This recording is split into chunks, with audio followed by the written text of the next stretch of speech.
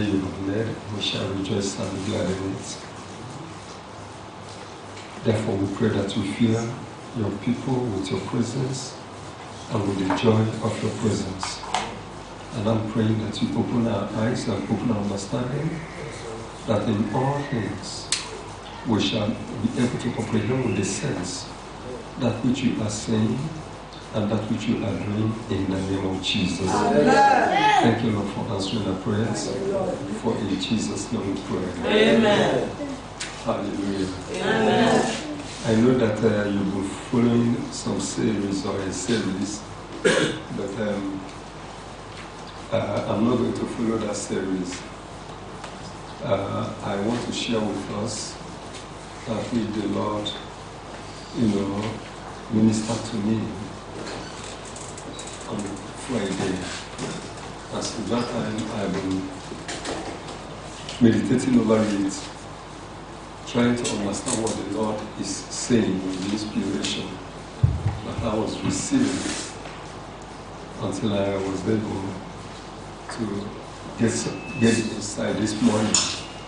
And my prayer is that the Lord will help you so that you'll be able to understand what the Lord is saying and be able to flow. The Lord shall help us in Jesus' name. Amen. Now I'm speaking Sunday Bible lesson this morning. The topic is period of transition. Period of transition. We are in a period of transition. There is a change that is taking place in your life and in your world. And we must understand that sometimes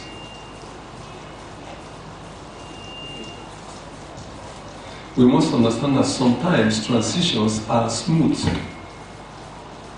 but most times they are not, because they are periods of changing from one stage or style or level to another. So when you talk about transition, it's a period that leads to change. This is not exactly maybe a Sunday Bible lesson that you say we are taking the scriptures, it's simple building here, but I am bringing up a mystery of our time. Now, to understand this better, in the month of September 1, the Lord spoke to us concerning what? The season of grace. Can somebody say season of grace? Season of grace. And what it means that we have entered a new season as at that time. And it is just by God's grace. If you look at your life now, September to this December is a period of 3 months. Is that correct? Now look at your life. How has it been?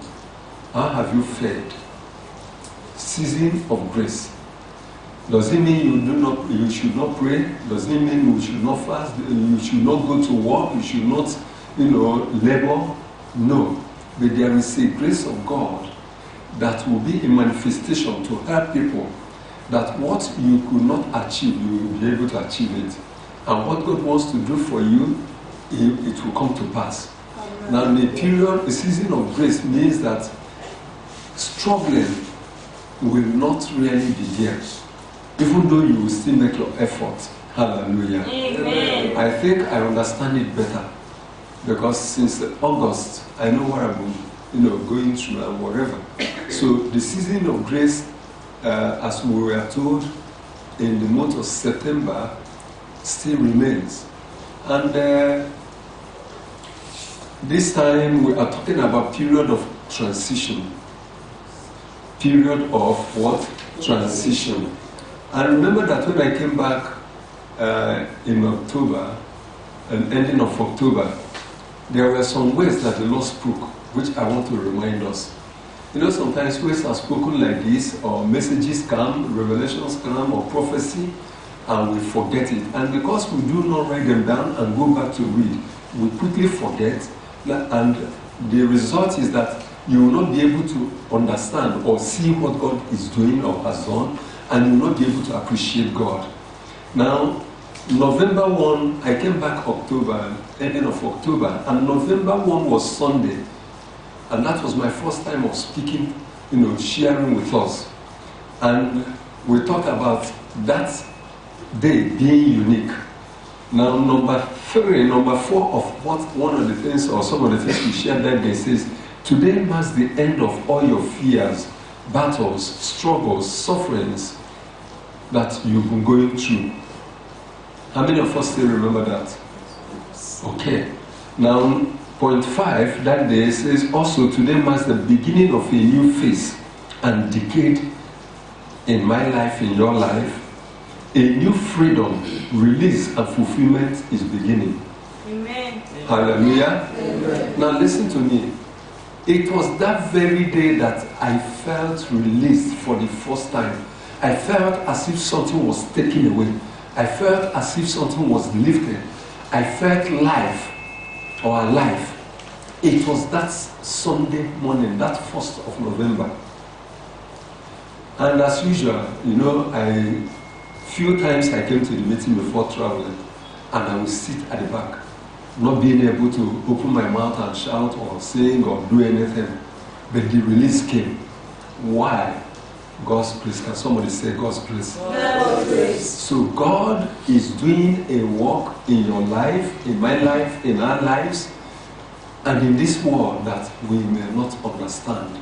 But when you hear such things and take it to heart and meditate over them, you see that you get connected. And when things begin to happen, you'll be able to appreciate God, and you'll be able to make much more impact. And may the Lord help us in Jesus' name. Amen. So today we are talking about the period of transition. And we are in this mood, and this is the time of transition. And some transitions are not smooth. Some are smooth. But what is transition? According to dictionary, it is change from one form, state, style, or place to another.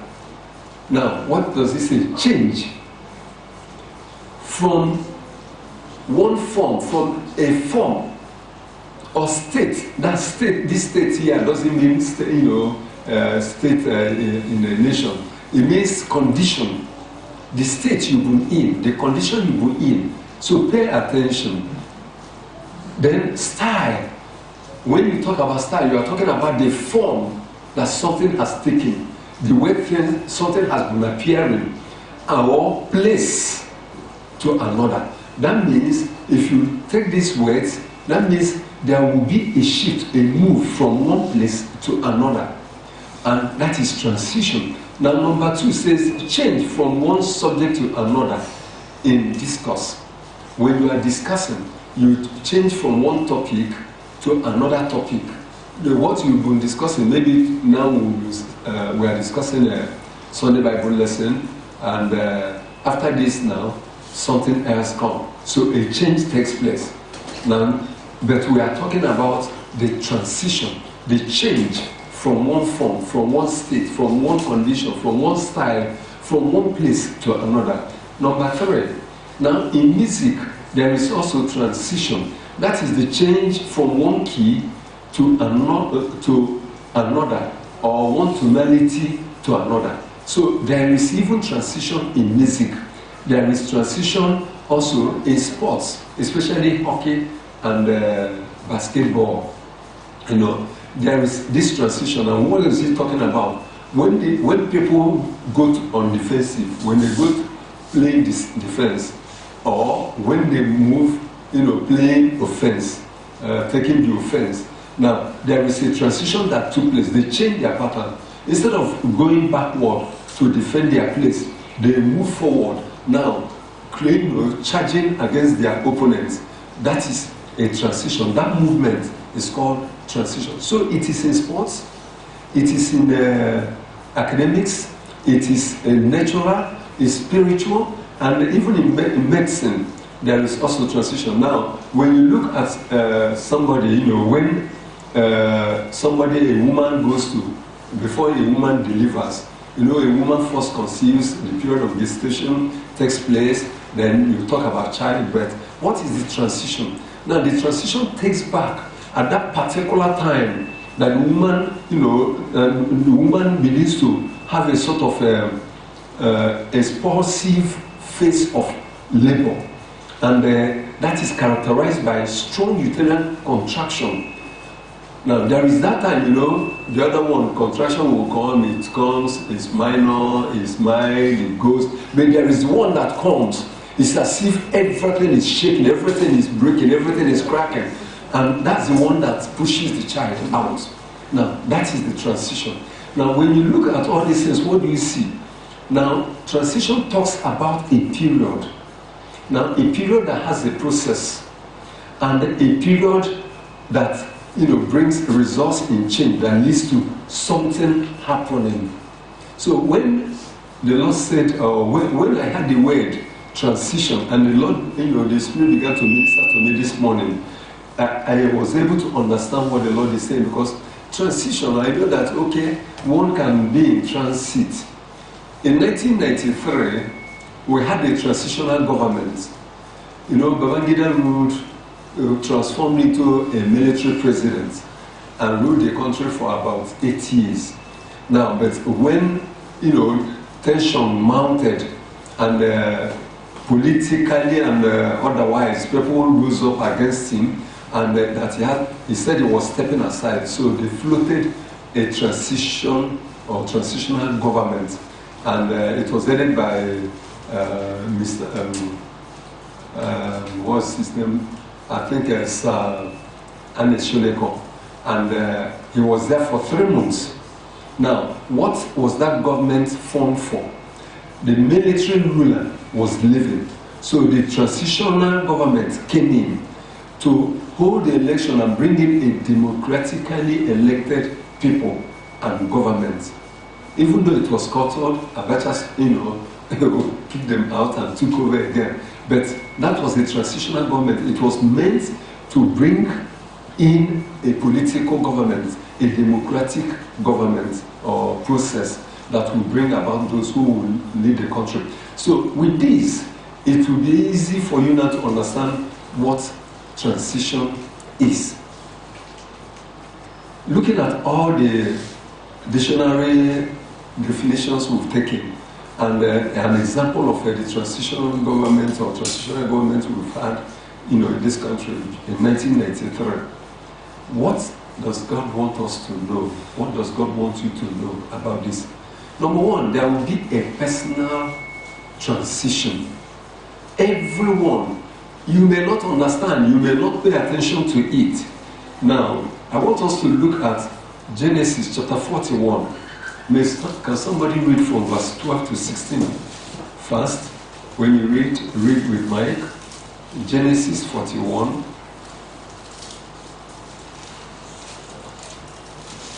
Nobody there? Okay. And there was, verse 12, and there was there with us a young man, a Hebrew servant to the captain of the guard, and we told him, and he interpreted to us our dreams. To each man according to his dream he did interpret. And it came to pass, as he interpreted to us, so it was. Me he restored unto mine office, and him he hanged. Then Pharaoh sent and called Joseph, and they brought him hastily out of the dungeon, and he shaved himself, and changed his raiment, and came in unto Pharaoh. And Pharaoh said unto Joseph, I have dreamed a dream, and there is none that can interpret it. And I have heard say of thee that thou canst understand a dream to interpret it. And Joseph answered Pharaoh, saying, It is not in me. God shall give Pharaoh an answer of peace. Amen. Amen. May the Lord give us, give you an answer of peace in Jesus' name. Amen. Now, when you look at this passage, why did we read this? This was when the birthing of Joseph's, glory, destiny began to take place. Now, between the time that his brethren sold him to this time, Joseph was in transition. He had had a beautiful dream. He had a beautiful future. And he was loved of his father. And he was like the accountant. He goes to visit his people, takes things to them, and brings report back to his father. They didn't like him because he was an upright person. He was an honest person, rendering accounts properly. Whatever he saw, he reported. Whatever happened, he reported. The brethren didn't like him for that. Now he had this dream that showed that God was going to lift him up and honor him and make him a prominent person. But because they saw it that the stars and the sun and moon bowed to him, they understood the meaning. They were older than him. The father understood it. They now said, so this one will rule over us. And they decided that they would kill him. These were his brethren, his brothers. They said, let us kill him and see what will become of his dream. At that moment, his tribulation started. At that moment, his troubles started. At that moment, his persecution started. But you see it as tribulation, you see it as persecution. But do you know what? God allowed it. It was the period of conception and gestation to prepare him for his transition from being the father's beloved son to fulfilling destiny. So, if he did not pass through that process, he will not fulfill that divine purpose and he will not fulfill his destiny. So we see his transition. This is not just the transition. We may say, okay, he has been in the prison. Now he has to experience transition to before Pharaoh and now. Yeah, it can be broken that way. But I want you to understand that from that period, he went through some difficulties and the Lord helped him. Praise God. Hallelujah. Praise God. Hallelujah. So you see, all the plan to frustrate him, all the plans to scuttle his divine purpose, his divine assignment, his destiny didn't work. And I want you to know that if you look at the life of Joseph, consider his character, and you remain faithful to God, the enemy may bring in trouble, temptations may come, frustrations may come, it may seem as if things are not going to work for you, but I want you to know something. Like Joseph, even if they threw you to the deepest part of the dungeon, when the time comes, God will bring you out. Amen. Because it is a period of transition. Now with this, look at other personalities in the Bible. You will see this transition taking place. And the Lord is telling us, transition. Transition. So this is a period of transition. And it's important that we understand it. Let us look at 1 Samuel. 1 Samuel chapter 30. 1 Samuel 30. Now, I'm not going to read because of time, but I will take only verse 8. You can read from verse 1 to 8 so that you understand the story properly. It was about David. Now, something was already happening, and by the scriptures, you understand that David was about becoming free. His avowed enemy, the king that was after his life, the king that was bent on destroying him, that was determined to make sure that he will not live to fulfill his destiny, that was Saul, pursued him. And in chapter 30, that king was about to die. But look at what happened. He went to war to join the enemies, the people he was joining with, to fight against the king of his own country. Now, what happened? The people said, no, this man may turn against us and kill us. Now, what did they do? They asked him to go back. Only for him to come back and realize that his camp, call it their military camp, or their own city where they gave him, where he's living with his own soldiers, was raided. Their families taken away, all their property taken away, and then what they could not take away, maybe the what do you call it, the tents and the woods and wherever, they burnt, to ashes. Imagine such an experience. But this young man has been running for his life for many years, up to 12 years. transition was taking place. It was a time of trouble, tribulation, a time of difficulty. Imagine being chased out from your own country. Imagine, being pursued to be killed. Any slight mistake you are caught, that's the end. But God saved you. Do you know that God will not allow your enemy to catch you? Those that are pursuing after you, when they stretch for their hand, thinking they are catching you, God will make them to fall. Amen. Saul almost caught David twice, but he didn't. Can somebody say almost? Almost. Can somebody say, my enemies were almost, but will never?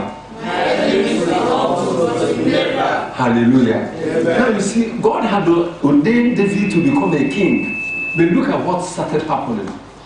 Now, you see contradiction. But that was the conception, the beginning and gestation, for him to become king. He had to experience this transition. And it was at the peak of it that he came back. His camp was raised. All his children, the soldiers, their wives and family taken away.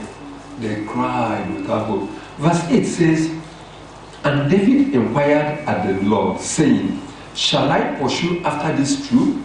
Shall I overtake them? And he answered him, pursue, for thou shalt surely overtake them, and without fail recover all.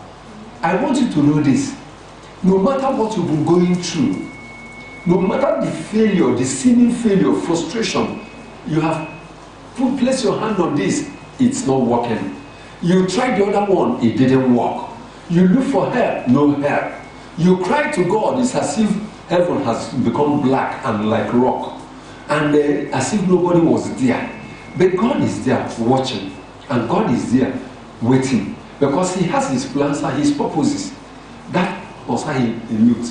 Now, when it became useless, hopeless, like Joseph in the dungeon, who would bring him out? Now, his camp, everything he had labored for, even though he has been in the land of, in a strange land, was taken away. At the point of his breakthrough, at the point of his restoration, at the point of returning to his own country, at the point of having the opportunity of coming to be made king, that was when this happened. While he was still battling with this, the king that was after him died. Now, but he had a challenge. But I want to encourage you. This is the time to pray. This is the time to seek God. Don't keep quiet. That you pray and did not get an answer should not discourage you, should not stop you from praying. On Friday, I heard the word transition. Since that Friday, I've been meditating, trying to pray. The little I can pray, even came to this place, took my Bible, my jotter, the tar. I sat down, set a table there, and I couldn't get anything. I will lie down, my mind was going there until this early morning. Amen. Amen. So until this early morning, I had to sit down and start writing, because God knew when he wanted to release it. Maybe I didn't pray very well all along. Amen. Amen. Praise God. Now, what am I trying to say? David prayed to God, and that ended his, call it, period of trials or period of transition. And he had to come back to the city. What God ordained for him came to manifest. I am believing God that, like David, like Joseph, this period of transition will not see us or bring us evil, but good. Because as you understand it and you look up to God and look at what you've been going through, then maybe you will now be able to understand that in spite of the seeming failure, disappointments, losses, that God's hand is still at work. Your enemy will not succeed. For Joseph, they said, let us kill him and see what will become of his dream. His dream was still fulfilled. For David, they said, imagine King Saul abusing and trying to kill his son. He said, don't you son of whatever they call the wife, don't you know that as long as this David is alive, that you will never be a king in your life? He was bent on killing him, but he didn't succeed. So whatever God has ordained for you, no matter, God will also help you. As a woman gets to the time of labor and deliver, that grace of God that makes a woman to go through that crisis and then bring forth a new baby, a new creation, that grace, that time of grace, that time of new things, change taking place, will manifest in your life in Jesus' name. Amen. Now, if you look at Exodus chapter 12 to 14, you see the transition of the children of Israel. Remember that they've been in Egypt for a very long time, but one day Moses was sent back, and their challenge, the battle for release, the battle for deliverance, like a pregnant woman, began, and at the end, we know the story. In chapter 12, they obeyed what God told them to do, and that same night,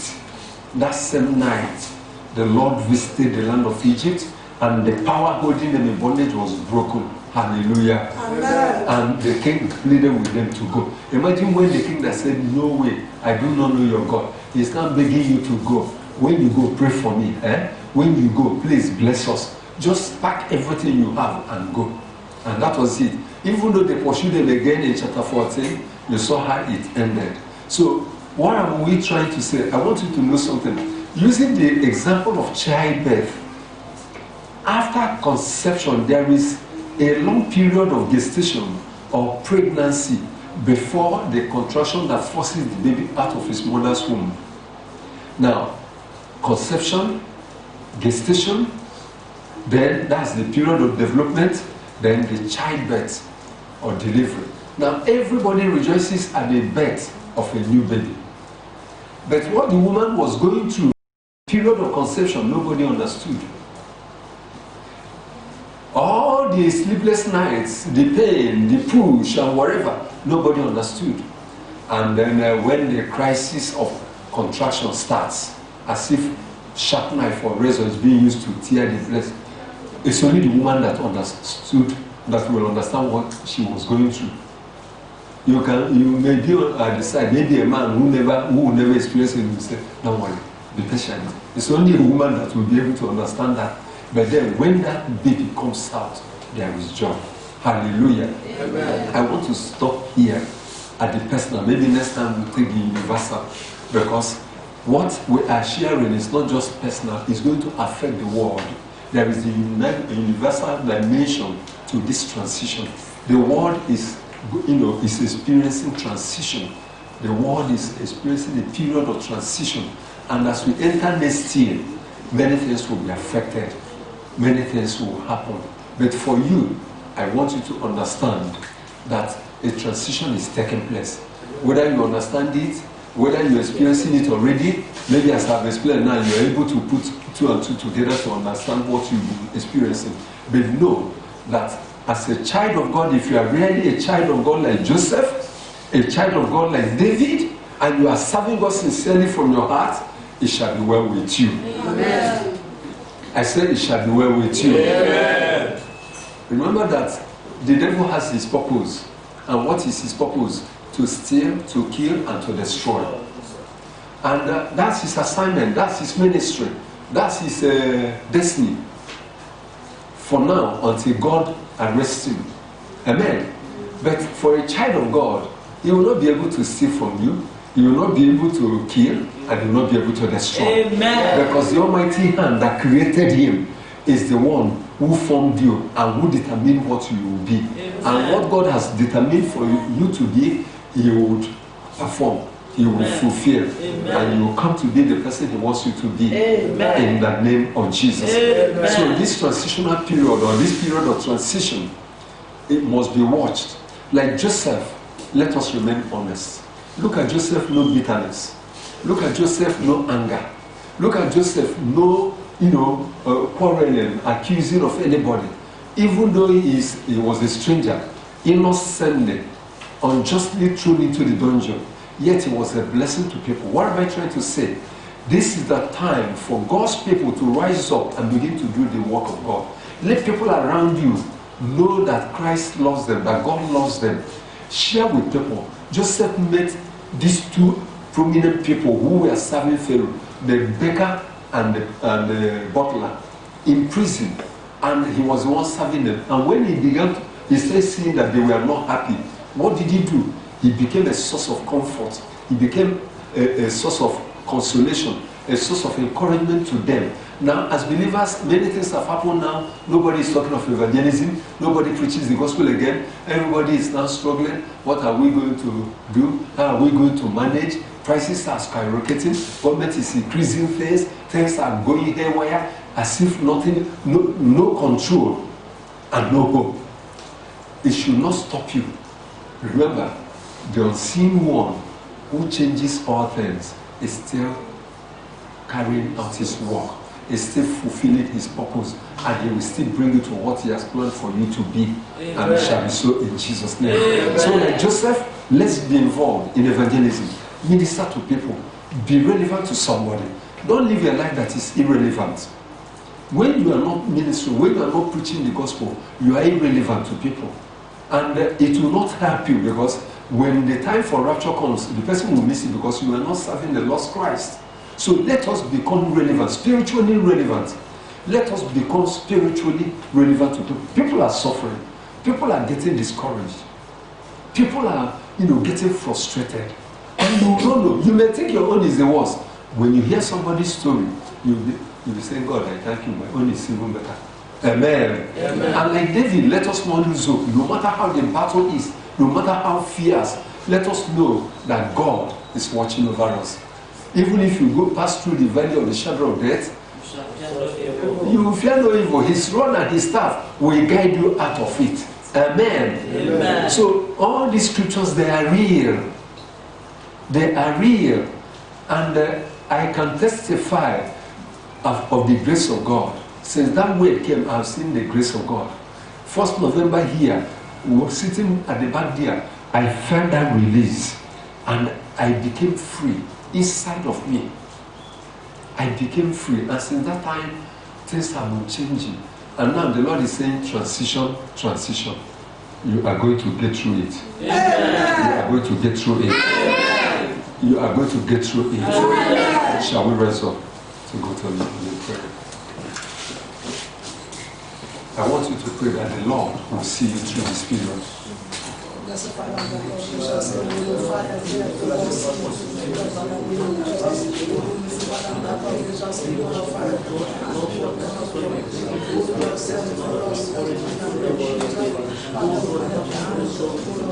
Using the example of a pregnant woman, at the point of delivery is not easy. And like we are told, it is darkest just before dawn. Whatever you are passing through, know that the unseen hand that created everything that is seen is your God, is your Father, and He's at work in your life to fulfill His plans and His purposes in your life.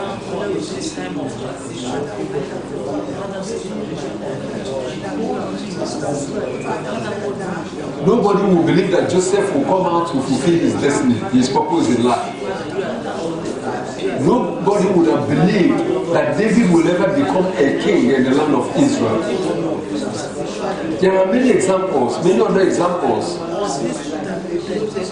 Don't listen to the enemy telling you you are hopeless, your condition is hopeless, your situation is hopeless. Transition is taking place. Change. Transition means change. Change from a position or a state, a condition, a style, a place to another place. It means change of pattern. In basketball and hockey, when the transition, even in football, sometimes people play defensive game or be on the offensive. In sports, there is that transition depending on the situation, and the Lord is speaking to us to begin to employ it, that strategy, that pattern of prayer, spiritual activity. Don't lose hope, don't give up. Don't give up, don't give up. God is at work. God is in charge, God is in control.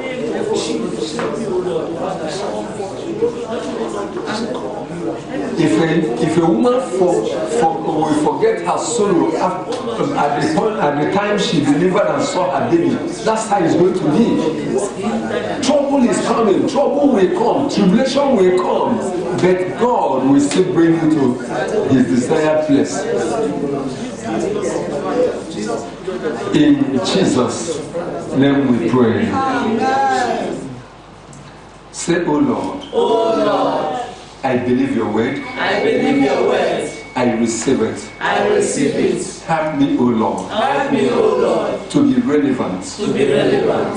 To your kingdom. To your kingdom. And to humanity. And to humanity. Like Joseph. Like Joseph. Help me to be relevant. Help me to be relevant. Make me relevant. Make me relevant. From now on. From now on. I ask and receive your grace. I ask and receive your grace. To be relevant. To be relevant. In Jesus' name. In Jesus' name. Now pray. Father, Lord, my God, like Joseph, Father, we must rise up. The dungeon, the prison did not wipe away Joseph's obedience, Joseph's faithfulness.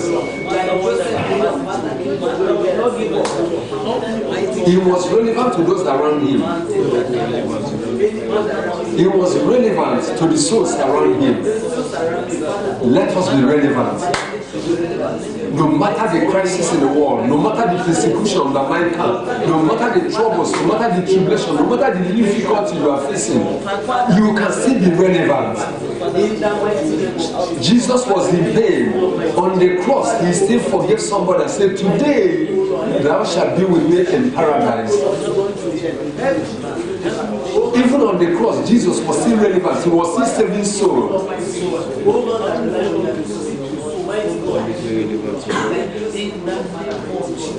Lord, make your people relevant in Jesus' name. In Jesus' name we pray. Say, oh Lord, I ask for your grace. I ask for your grace. And for your spirit. And for your spirit. In this period of transition. In this period of transition. To be the person you want me to be. To be the person you want me to be. To stand where you want me to stand. To stand where you want me to stand. To experience what you want me to experience. To experience what you want me to experience. And to fulfill what you have called me to fulfill. And to fulfill what you have called me to fulfill. For the glory of your name. For the glory of in Jesus' name. Amen. Amen. I pray. Father God Almighty, Almighty God, every man, Father, have faith,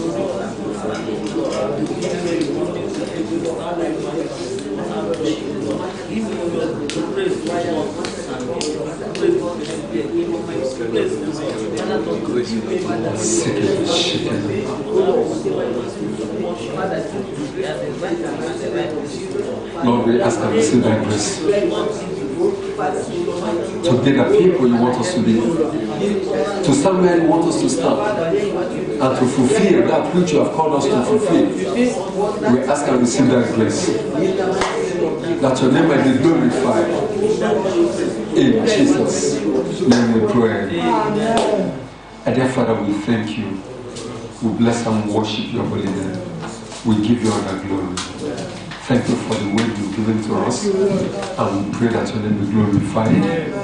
Help us in this period of transition and bring us to that expected end, that your name might be glorified. In Jesus' name we pray. Amen.